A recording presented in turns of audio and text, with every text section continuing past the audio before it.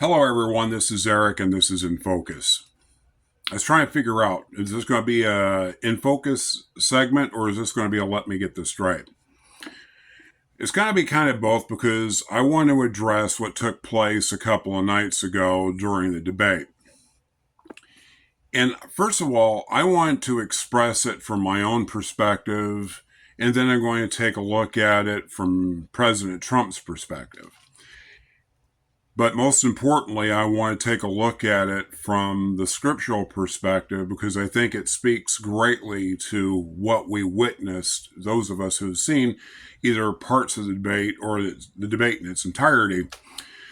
It speaks to the situation that transpired between the two candidates and the moderators and everything. And I'm not going to get into that. I'm going to get into Trump's reactions as opposed to what should have been responses. And I'll explain that in a few minutes. There's a passage in Proverbs, and I want to open with this. This is found in Proverbs chapter 15, verse 28, and I'm reading from the Christian Standard Bible. And it says this: "The mind of the righteous person thinks before answering, but the mouth of the wicked blurts out evil things.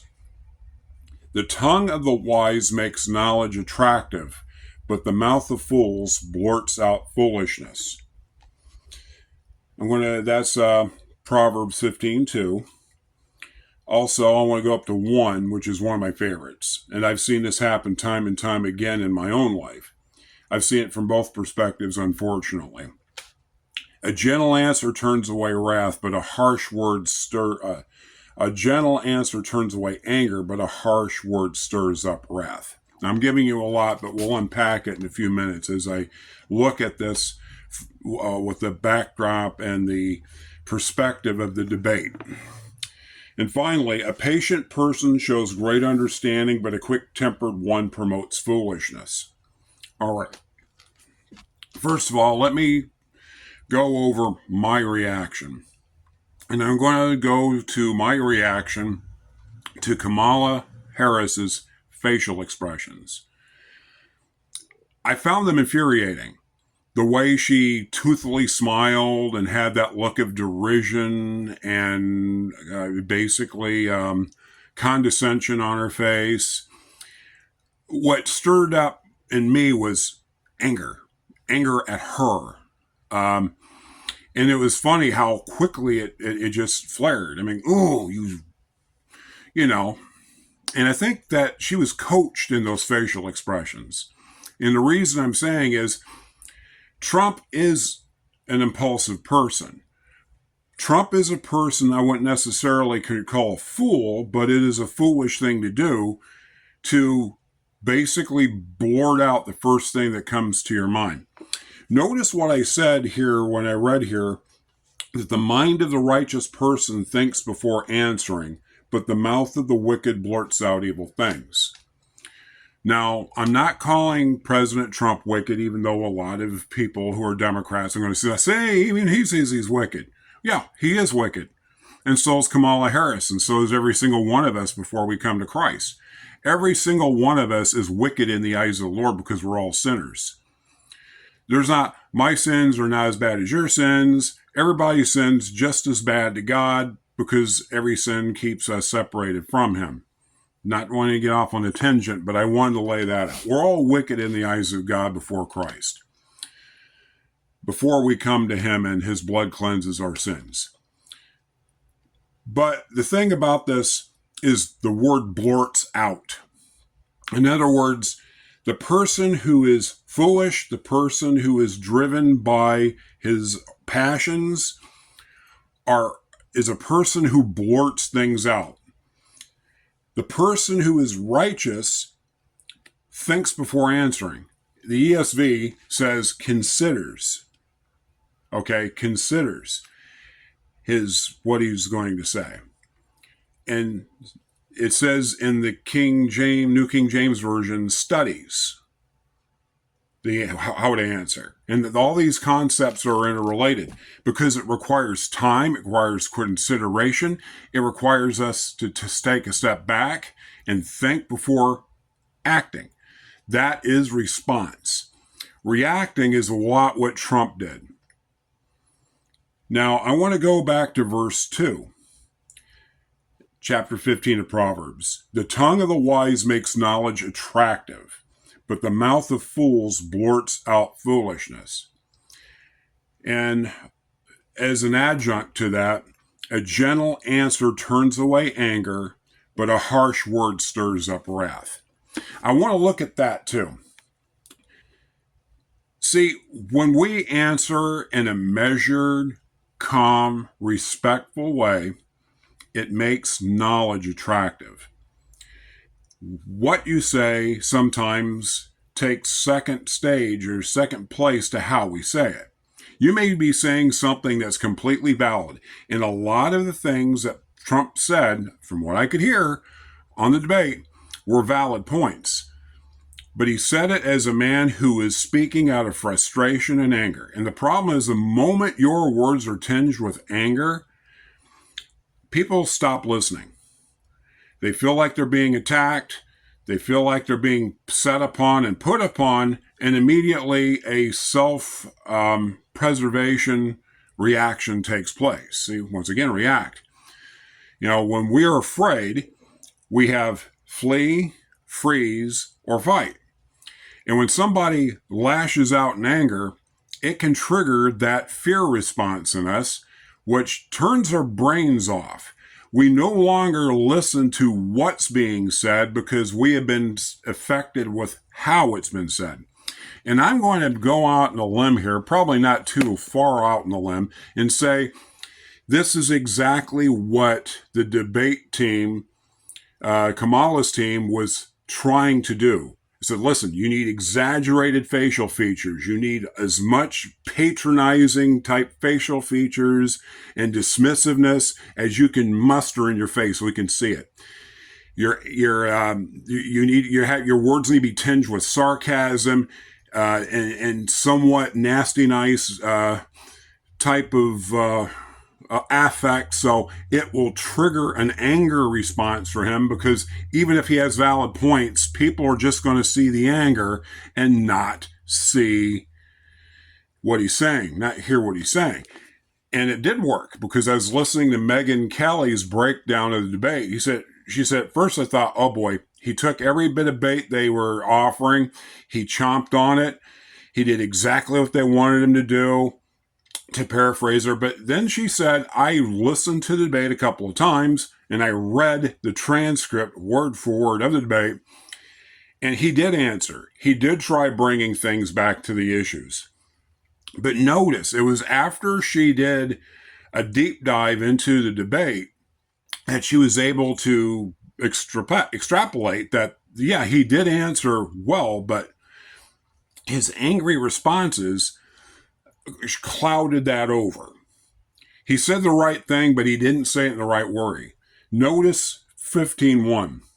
A harsh, gentle answer turns away anger, but a harsh word stirs up wrath. Why? People are going to respond to the anger. They're not going to respond to the words. But if you speak a word gently, if you show understanding and patience, and if you consider what you're going to say before you say it, what ends up happening is people will receive the message where they would not if it comes out, if you growl it. You probably heard the thing about the two words that make for a happy marriage if you're a man, and that is the words, yes, dear. And it's how you say it. If you say, yes, dear, yes, dear, notice the difference. Same situation here. And so we pointed out the problem, okay?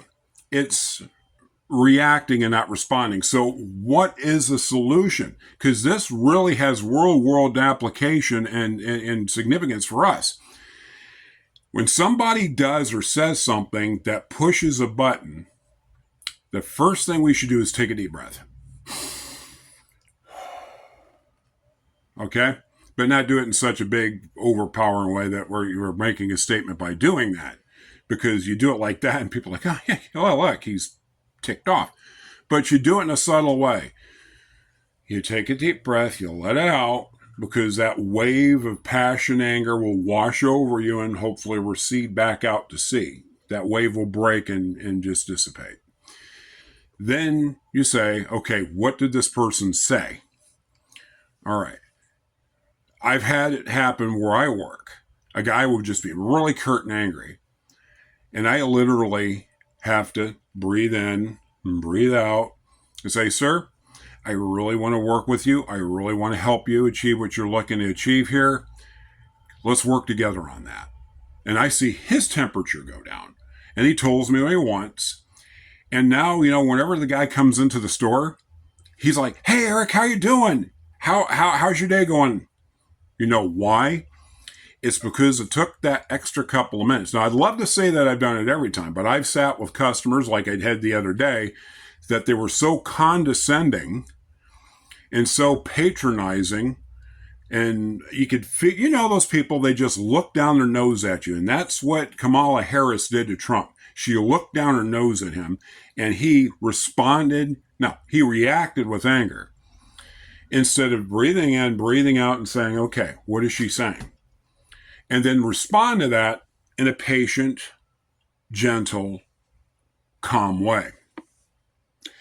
A lot of it is we need to understand that the person in front of us, this is probably a topic for another discussion, we need to understand in a situation like that, the person standing in front of us is not the real enemy. And that also helps us to be calm and respond as opposed to react.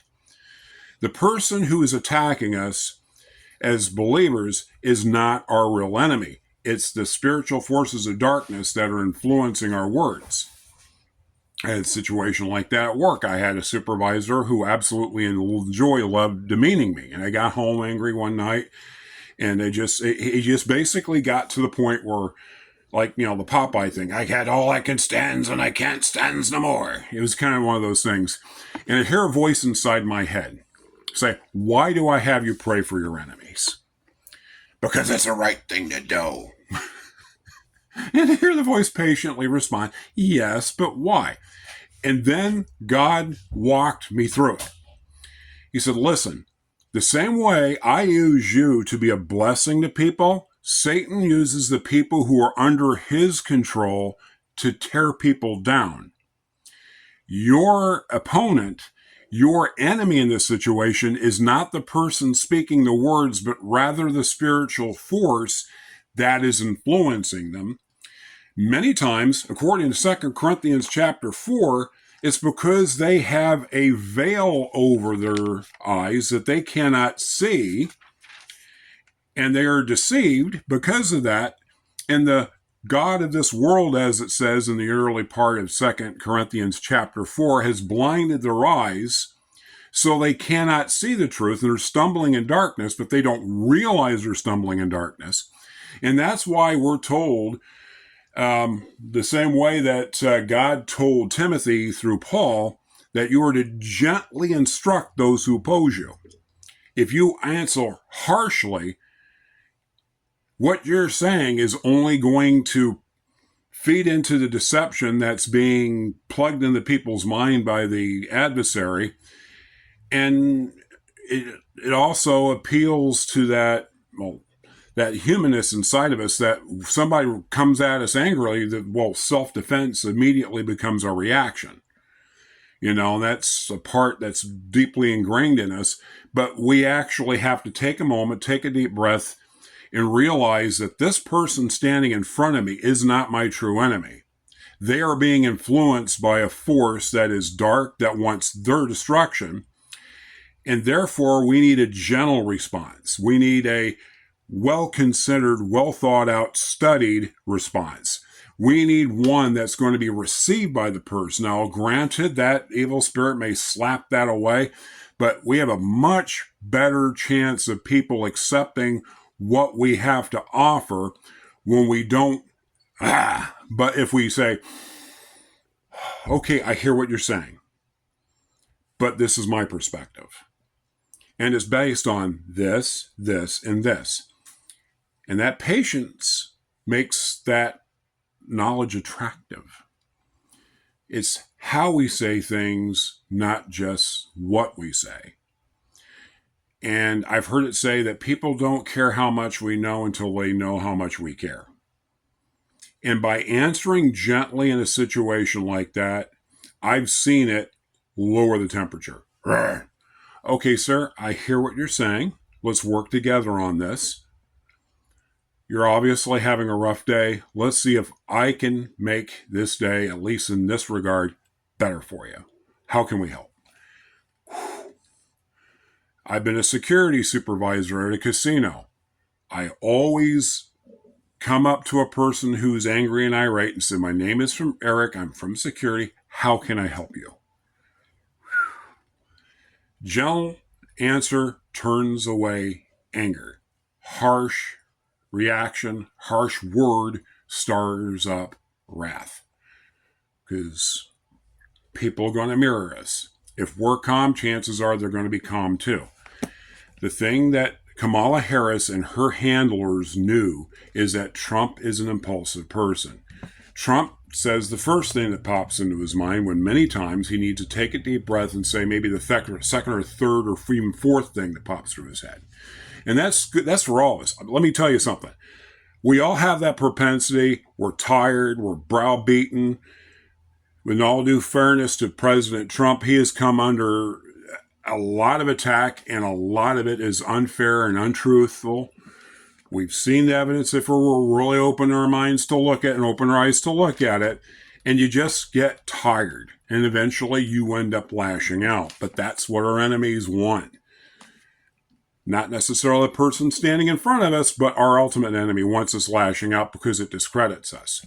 But if we take a couple of moments, we realize the person's situation we're dealing with, we realize who the real enemy is, for we're told in Ephesians chapter 6, verse 12, that our struggle is not against flesh and blood, but against the rulers, against the authorities, against the powers of this dark world, and against the spiritual forces of wickedness in heavenly realms.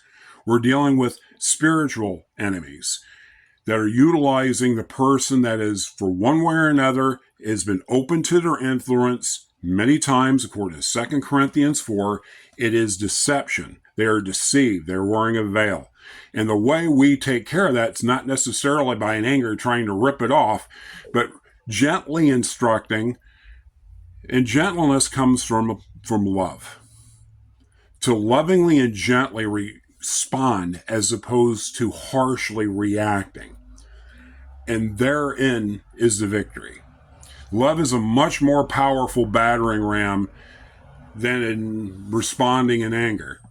The Bible tells us that we are to not take revenge for ourselves, but give room for God's wrath. On the contrary, if our enemy is hungry, we feed him. If our hungry is thirsty, we give him something to drink. In doing so, we will heap burning coals on top of his head. Do not be overcome by evil, but overcome evil with good. And in the context of Romans chapter 12, which I just cited there, the greatest good is love. Love is unconquerable. Love is undefeated. Love never fails, according to 1 Corinthians chapter 13. Love never fails. I believe that's in the 7th verse. It's the 7th verse of the 13th chapter. Take a deep breath. I used to ridicule that. Basically, butterflies in, bumblebees out. One of my bosses said that when I worked at PCC. His name was Steve. He said, butterflies in, bumblebee out. Respond.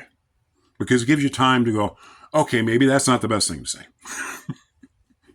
Let's look for a better option. And then it gives you time to consider the words, and then you respond as opposed to reacting. My name is Eric. This is my rant. Actually, my anti-rant, because I'm not necessarily ranting, and that's the whole point.